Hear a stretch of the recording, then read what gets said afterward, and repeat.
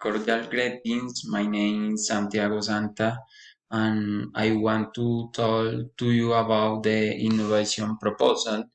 Uh, a brief description of the proposed innovation virtual consulting model where each person can choose which service that want the contracts from anywhere without you having to go to the office.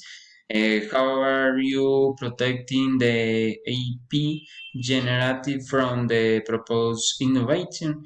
The most appropriate the methodology that was chosen to protect intellectual properties patents.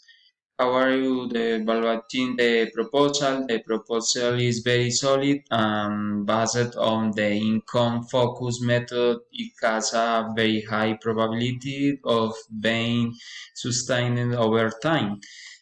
Under which condition are you going to commercialize the evaluated proposal? It is defined that the best condition the market the product are under the national regularity standard for the official distribution of the service complying with the legal requirements. Thank you very much.